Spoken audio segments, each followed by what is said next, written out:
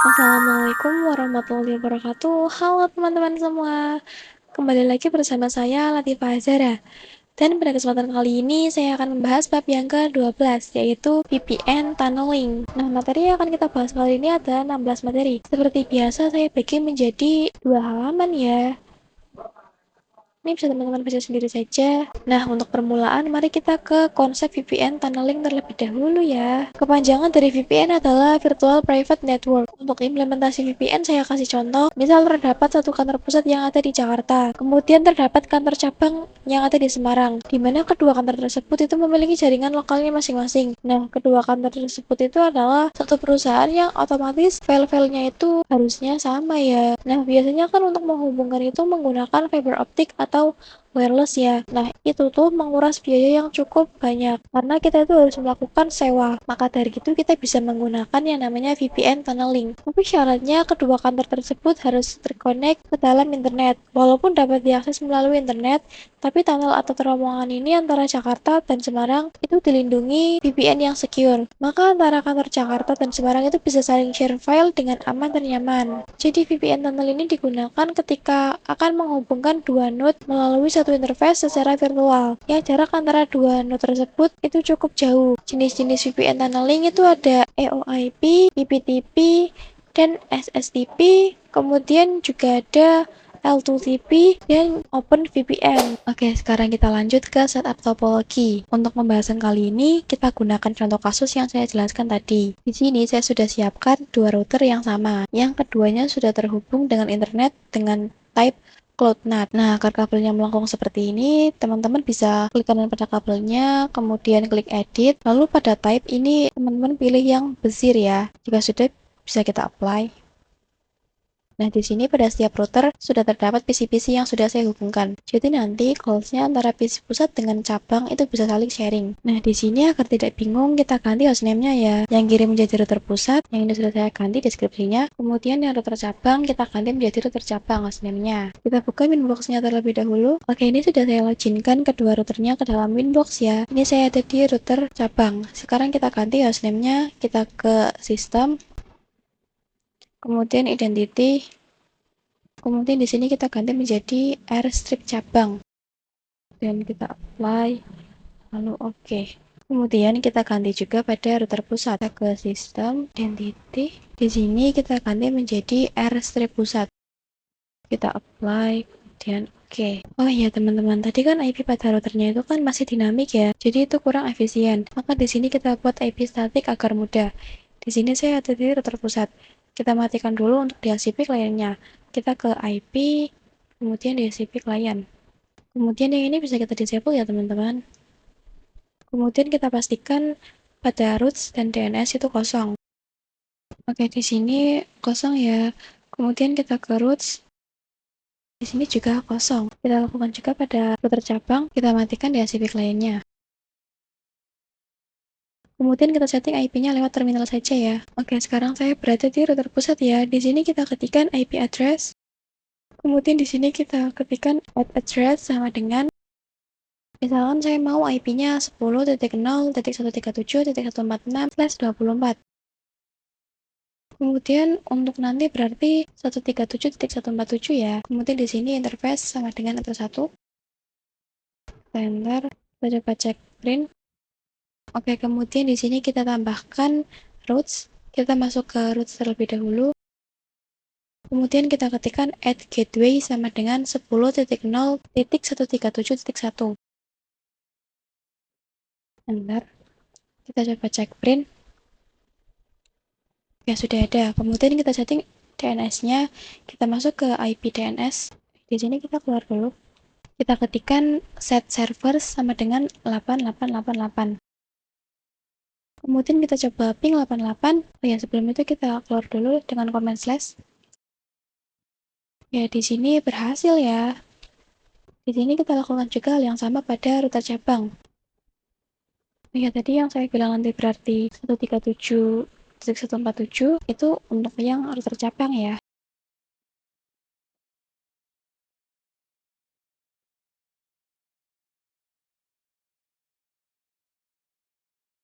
Oke, sekarang kita lanjut ke EOIP konfigurasi. Sebelumnya saya sudah menyebutkan jenis VPN tunneling. Maka sekarang kita akan mencoba salah satunya, yaitu yang EOIP. Jadi jika perusahaan tunnelnya menggunakan yang EOIP, maka antara lokal yang ada di kantor pusat dan yang ada di kantor cabang itu harus dalam satu network. Kepanjangan dari EOIP sendiri adalah Ethernet over IP yang merupakan protokol pada MikroTik router OS yang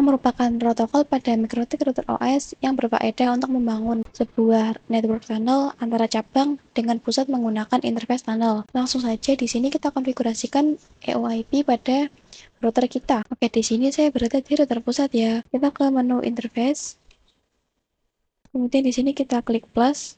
Kita pilih yang EOIP tunnel.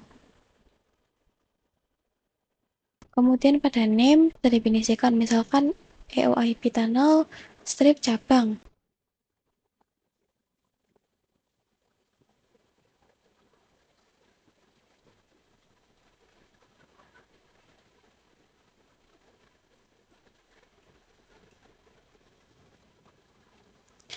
Lalu pada remote address kita isikan IP statik dari cabang. Tapi kalau pada lapangan yang kita isikan di sini harusnya IP public ya. Di sini IP statik cabang adalah 10.0.137.147.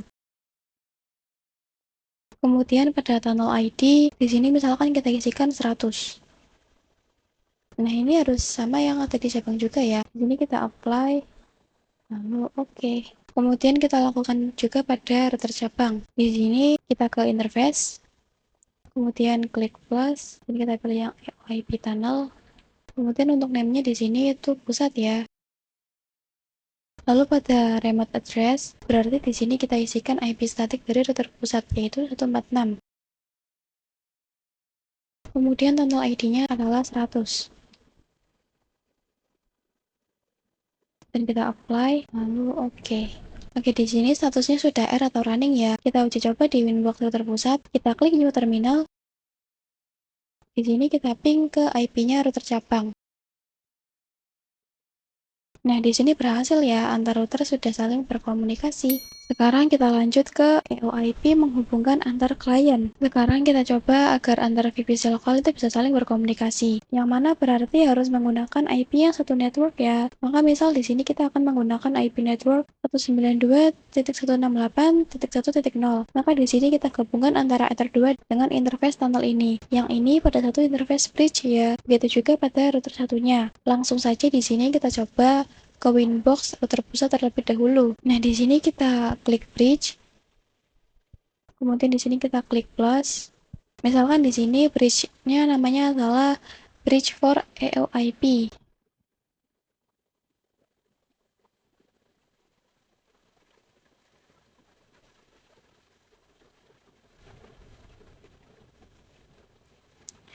Langsung saja kita apply. Kemudian oke. Kemudian kita ke ports. Kita masukkan Ether 2 dan juga tunnel. Oke, kemudian kita lakukan juga hal yang sama pada router cabang. Kita klik bridge, lalu add. Di sini namanya yang sama ya, yaitu bridge for EOIP. Kemudian ke ports. Di sini kita masukkan Ether 2 dan juga tunnelnya. Selanjutnya kita konfigurasikan IP pada masing-masing PC lokalnya ya. Misalkan pada VPC 1 ini IP-nya adalah 1.6. Kemudian langsung kita enter saja. Kemudian kita lakukan pada PC 2 yang berarti IP-nya adalah 1.7. Oke, sekarang kita coba uji koneksi dari PC 2 ke PC 1 ini. Harusnya berhasil ya. Nah, di sini berhasil ya teman-teman. Kalau misalkan kita disable salah satu VPN tunnelnya antara router pusat dan juga router cabang, maka ketika uji koneksi pada PC-nya itu sudah pasti gagal ya teman-teman. Sekarang kita lanjut ke EOIP client connect to internet. Sekarang kita buat pada sisi klien PC lokal itu bisa internetan. Nah, agar bisa internetan itu kan membutuhkan parameter gateway dan DNS ya. Sementara kita itu bingung. gateway-nya itu yang mana. Karena Ether2 dan tunnelnya itu sudah kita gabungkan kan tadi pada interface bridge. Maka di sini kita setting IP gateway pada interface bridge. Langsung saja di sini kita coba masuk ke winbox router pusatnya. Di sini kita klik IP, kemudian addresses. Di sini kita tulis untuk IP address-nya 1.1 ya. Kemudian jangan lupa untuk interface-nya di sini kita pilih yang bridge for EOIP. Kemudian kita apply, lalu oke. Kemudian kita lakukan hal yang sama juga pada router cabang. Untuk router cabang ini IP-nya adalah 1.2 ya. Kemudian interface-nya jangan lupa yang bridge. Kita apply, lalu oke. Sekarang kita coba uji ping dari PC ke gateway-nya. Di sini saya berada di terminal VPC 2. Kita coba ping ke gateway yang 1.2. Oke, di sini berhasil ya. Sekarang kita coba ping gateway pada VPC 1. Nah, di sini juga berhasil ya teman-teman. Selanjutnya kita setting NAT pada router pusat dan juga router cabang. Caranya seperti biasa ya teman-teman. Di sini teman-teman perhatikan karena sudah sering kita lakukan ya. Kita coba di router pusat terlebih dahulu. Di sini C-nya adalah SRC NAT, port interface-nya adalah Ether 1, dan action-nya adalah masquerade. Dan kita apply, lalu oke. Selanjutnya kita setting parameter yang dibutuhkan pada PC-nya. Di sini kita ke terminal PC 1, di sini kita konfigurasikan gateway-nya. Gateway-nya adalah 1.1 ya. Kemudian kita setting DNS-nya. Oke, kita uji ping google.com ya. Nah, di sini sudah berhasil ya. Kemudian teman-teman lakukan hal yang sama juga pada router cabang agar PC2 itu bisa internetan.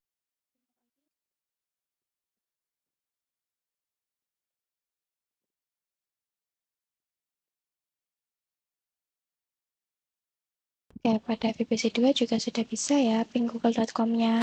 Sekarang kita lanjut ke PPP Point-to-Point Protocol. Point-to-Point Protocol ini digunakan ketika network antara lokal klien itu berbeda. Kalau EOIP itu kan networknya itu harus sama ya. Nah, kalau PPP ini berbeda. Nah, pada PPP ini terdapat berbagai jenis tunnel, yaitu ada PPPoE, SSTP, L2TP, PPTP, dan lain sebagainya. Nah, nanti kita akan bahas satu persatu. Untuk PPP ini lebih secure ya teman-teman, karena kita bisa menambahkan password dan juga lain-lainnya. Sekarang kita lanjut ke PPTP konfigurasi. Kali ini kita akan melakukan konfigurasi PPTP, yaitu apabila antara klien cabang dengan pusat itu memiliki network yang berbeda. Jadi pada PPTP ini itu bekerja layaknya klien dan juga server. Maka untuk topologi kita jadikan router pusatnya itu sebagai server dan router cabang sebagai klien. Nah, nanti kita akan melakukan addressing pada router yang mengarah ke klien. Langsung saja di sini kita buka winbox router pusatnya. Kita klik IP, kemudian addresses. Di sini kita klik add. Di sini kita tambahkan IP yang mengarah ke Ether 2 adalah 1.1 ya. Kemudian interface-nya di sini adalah Ether 2. Lalu kita apply. Oke. Kemudian kita setting DHCP servernya agar klien itu mendapatkan IP secara otomatis. Di sini kita ke IP, kemudian DHCP server. Kemudian kita klik DHCP setup. Untuk interface-nya kita pilih yang Ether 2 ya. Selanjutnya bisa di next saja. Oke, selanjutnya kita lakukan hal yang sama pada router cabang ya. Oh ya, kalau punya teman-teman nggak bisa milih Ether 2, itu berarti teman-teman belum hapus konfigurasi Ether 2 yang ada di bridge ya. Teman-teman harus hapus Ether 2 pada bridge terlebih dahulu, baru bisa. Oke, selanjutnya kita lakukan hal yang sama pada router cabang ya. Untuk router cabang, berarti IP yang mengarah ke Ether 2 adalah 2.1. Kemudian interface-nya Ether 2. Kita apply. Oke. Kemudian kita buat DHCP servernya. Oke, sudah selesai. Sekarang kita coba request IP-nya pada PC ya. Di sini kita ketikkan IP DHCP. Oke, di sini pada VPC 1 saya mendapatkan IP 1.254. Kemudian lakukan hal yang sama pada VPC 2 ya.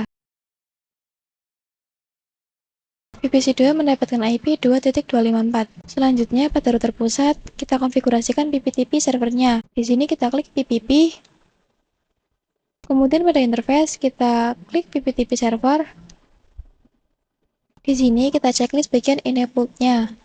Kemudian kita apply, lalu oke. Oke, sekarang kita jadikan router cabang yang sebagai klien ketika ingin terhubung ke PPTP tunnel akan menggunakan username dan juga password. Di sini kita buat pada menu secrets. Di sini kita klik plus. Untuk name-nya misalkan di sini PPTP strip azah. Kemudian passwordnya misalkan ABC.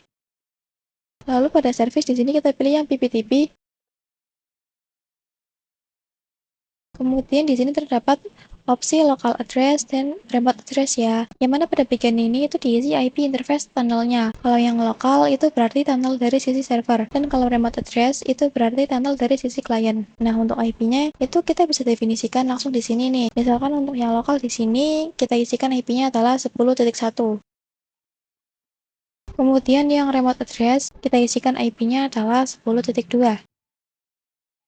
Maka IP interface tunnel pada klien ini adalah yang sudah kita definisikan ini. Kemudian kita apply, lalu oke. Selanjutnya kita konfigurasikan PPTP klien pada cabangnya. Di sini kita buka router cabang, kita klik PPP.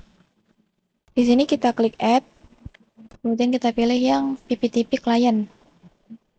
Kemudian kita ke dial out, ada opsi connect to. Di sini maksudnya itu kita mendefinisikan itu mau kemana gitu. Karena kita mau ke router pusat, di sini kita definisikan IP statik dari router pusat statik ya, bukan tunnelnya. Berarti 10.0.137.146.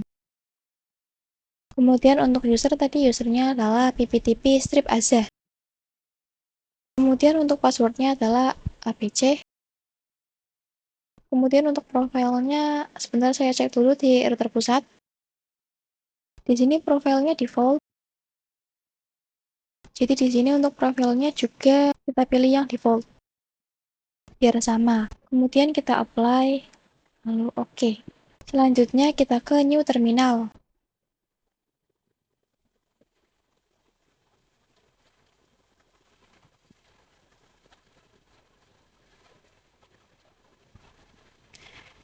Harusnya ini bisa. Kita coba ping ke router pusat. Ping 10.10.10.1.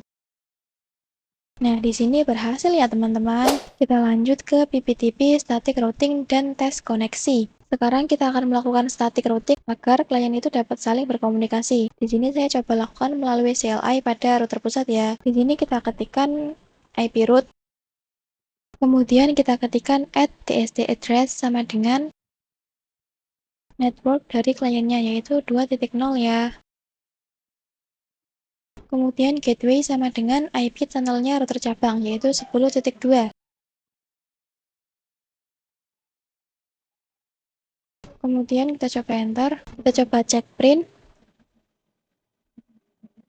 Di sini ada AS 2.0 ya. Kemudian kita lakukan juga pada router cabang. Di sini saya lewat UI, kita ke IP, kemudian routes, lalu add.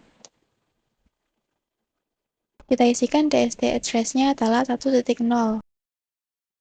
Kemudian gateway-nya adalah IP tunnel dari router pusat yaitu 10.1. Kemudian kita apply, lalu oke. Sekarang kita coba uji ping dari PC1 ke PC2. IP PC2 saya adalah 2.254. Nah, di sini berhasil ya teman-teman. Sekarang kita lanjut ke L2TP, konsep, dan setup topologi. Di sini saya akan bahas jenis tunneling VPN yang L2TP. Sebenarnya L2TP ini tidak jauh berbeda dengan VPTP. Hanya saja dari segi security, L2TP ini lebih baik dibandingkan VPTP. L2TP atau Layer 2 Tunneling Protocol ini merupakan protokol tunneling yang digunakan untuk membuat VPN. L2TP ini juga bisa digunakan untuk mengakses jaringan kantor. Misalkan ketika kita sedang tidak berada di kantor, kemudian kita ingin mengakses jaringan yang ada di kantor. Nah, itu kita bisa mengaksesnya melalui ini. Oke, langsung saja kita setup topologi untuk praktik kali ini. Di sini, pada Winbox router pusat, kita hapus semua konfigurasi PPTP yang sebelumnya agar tidak bertabrakan ya. Di sini kita ke IP, kemudian addresses, lalu IP yang 10.1 ini kita hapus saja.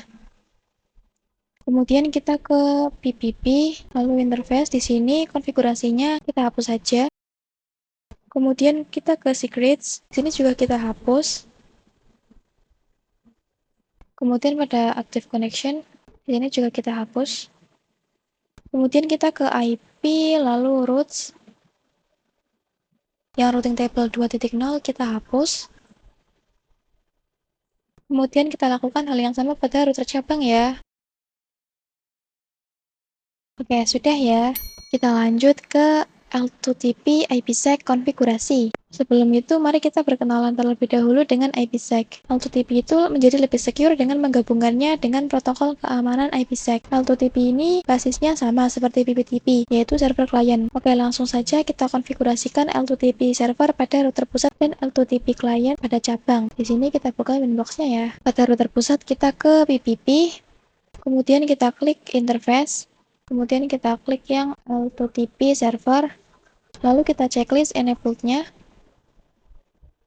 Nah, untuk IPsec yang tadi saya singgung, itu di sini teman-teman. Yang ini, yang use IPsec. Ini kita pilih yes.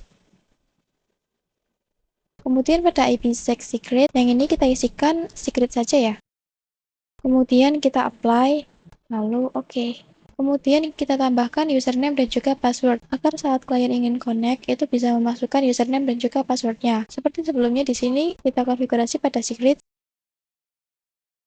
Kita klik plus. Kemudian di sini untuk name-nya, misalkan di sini saya mau L2TP Asia. Kemudian passwordnya saya mau ABC saja, biar simple. Lalu service-nya, di sini berarti pilih yang L2TP. Lalu pada profile di sini kita pilih yang default encryption. Lokal dan remote address sudah saya jelaskan pada video sebelumnya ya. Misal ini lokalnya kita isi 172.16.1.1. Kemudian yang remote address berarti 1.2. Langsung saja kita apply, kemudian oke. Selanjutnya kita konfigurasi L2TP CLI pada cabangnya. Kita ke PPP, kemudian klik plus. Di sini kita pilih yang L2TP client. Di sini kita ke dial out terlebih dahulu. Untuk connect to-nya berarti di sini adalah IP-nya router pusat. IP-nya router pusat ya, bukan IP tunnelnya, yaitu yang 137.146. Kemudian di sini usernya adalah L2TP strip Asia. Passwordnya ABC. Kemudian pada use IPsec kita checklist, lalu IPsec secret-nya kita isi secret. Oke, sudah, kemudian kita apply, lalu oke. Kita tunggu sampai ada keterangan R atau running di sini. Oke, ini sudah muncul ya. Sekarang kita uji coba ping, kita ke new terminal. Kita coba ping ke router pusat, yaitu 172.16.1.2. Nah, di sini berhasil ya teman-teman. Kita lanjut ke L2TP static routing dan tes koneksi. Di sini kita lanjut untuk melakukan routing statik agar antara PC lokal pusat dengan PC lokal cabang itu bisa saling berkomunikasi. Caranya ini sama ya seperti sebelumnya. Ini saya berada di router pusat terlebih dahulu. Kita klik IP, kemudian routes. Lalu di sini kita klik add. Di sini DST address-nya kita isikan network-nya router cabang yaitu 2.0. Kemudian untuk gateway-nya adalah tunnel dari router cabang yaitu 1.2. Kemudian kita apply. Lalu oke, kita lanjut lakukan routing pada router cabangnya. Di sini berarti 1.0 ya.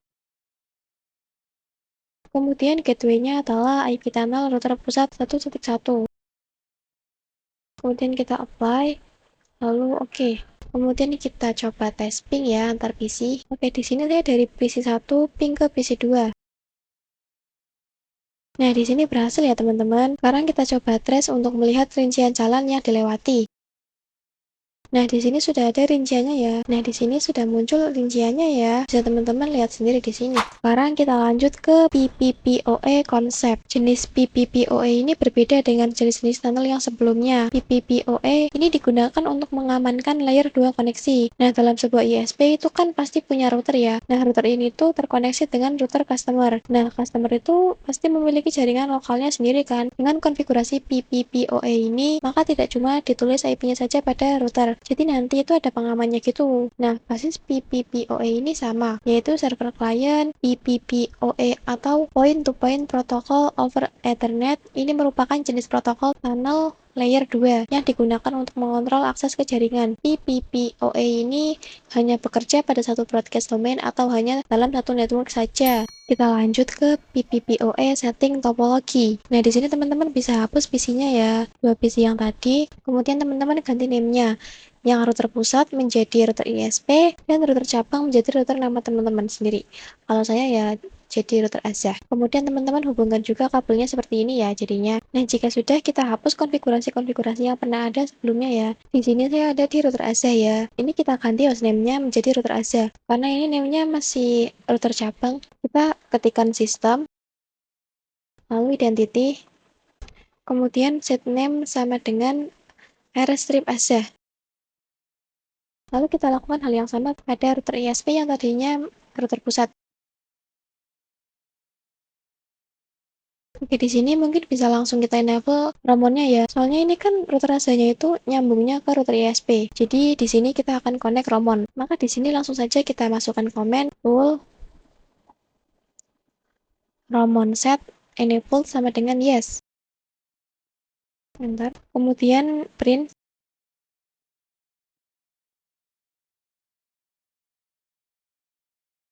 Lalu kita lakukan hal yang sama juga pada router Azah.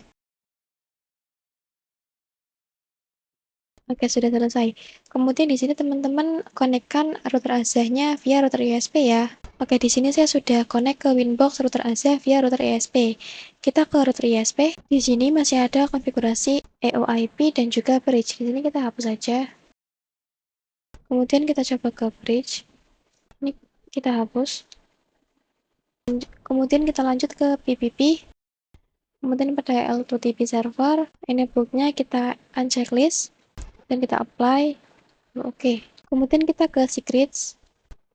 Nah, ini kita hapus. Kemudian ke IP, lalu addresses. Untuk IP yang mengarah ke ether 2 ini, kita hapus saja.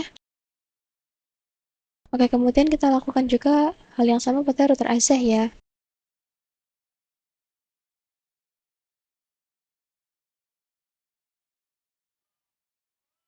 Untuk router Azah di sini IP ether 2-nya juga kita hapus ya, biar kosong. Oke, sudah selesai ya. Oke, kita lanjut ke PPPoE konfigurasi. Nah, di sini teman-teman tambahkan 2 PC lagi ya, seperti punya saya ini. Jadi nanti kita sepakat untuk router ISP ini sebagai PPPoE server yang bertindak sebagai ISP, dan untuk router Azah ini untuk PPPoE klien yang bertindak sebagai customer. Langsung saja kita coba konfigurasikan mulai dari PPPoE servernya. Sebelum itu di sini kita masuk ke Winbox router ISP. Di sini kita klik PPP. Kemudian kita klik PPPoE servers, klik plus. Nah, kemudian di sini untuk service name, misalkan di sini saya mau namanya service strip PPPoE strip Azah. Lalu pada interface, di sini kita pilih yang mengarah ke router Azah yaitu ether 2. Kemudian di sini kita apply, lalu oke. Kemudian kita buatkan autentikasi username dan juga password untuk router Azah ketika dia ingin terkonek dengan router ISP. Di sini sama seperti sebelumnya, kita klik secrets, kemudian klik add. Di sini untuk name-nya, misalkan di sini saya mau PPPoE strip Azah. Kemudian passwordnya seperti biasa ABC. Kemudian untuk service, di sini kita pilih yang PPPoE. Lalu ini ada lokal dan remote address. Saya sudah menjelaskan ya sebelumnya. Jadi teman-teman pastinya nggak asing dong ya. Jadi untuk lokal di sini, misal kita isikan 192.168.1.1. Kemudian yang remote, misalkan 1.2. Oke, seperti ini. Kemudian kita apply, lalu oke. Selanjutnya kita konfigurasi PPPoE kliennya. Kita beralih ke router Azah. Di sini kita klik PPP. Kemudian kita klik plus, kita pilih yang PPPoE client. Di sini kita pastikan interface-nya benar ya. Yang mengarah ke router ISP adalah ether 1. Ini benar, kemudian kita ke dial out. Di sini kita isikan autentikasi user dan passwordnya. Untuk usernya di sini adalah PPPoE strip Azah. Kemudian passwordnya adalah ABC. Lalu pada bagian add default root dan use peer DNS, di sini kita checklist agar router Azah itu otomatis langsung bisa internetan ya. Kemudian langsung kita apply. Lalu oke. Di sini kita tunggu sampai ada informasi runningnya ya. Di sini sudah running ya. Sekarang kita cek IP, kemudian addresses. Nah, di sini terdapat tunnel yang tadi kita isi. Kemudian kita tes koneksi ke new terminal. Kita ping dari router AC ya. Oke, di sini berhasil ya teman-teman. Kemudian kita coba cek rootnya dengan komen IP root print. Nah, di sini sudah otomatis ada informasi 000/0 ya. Sekarang kita lanjut ke PPOE Share Internet Connection di Customer. Di sini saat saya coba ping 88, ini berhasil ya, tapi kalau saya coba pada klien PC-nya, itu masih belum bisa, karena belum kita konfigurasi gateway dan lain-lainnya kan. Maka sekarang kita coba sharing internetnya. Di sini kita akan menggunakan bridge ya, agar menjadi satu interface. Maka di sini kita klik bridge, kemudian di sini kita klik plus. Name-nya misalkan di sini saya mau bridge for PPPoE.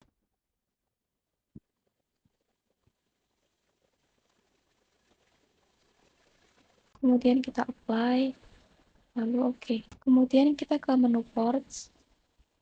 Di sini kita masukkan berarti Ether 2 dan juga Ether 3 ya.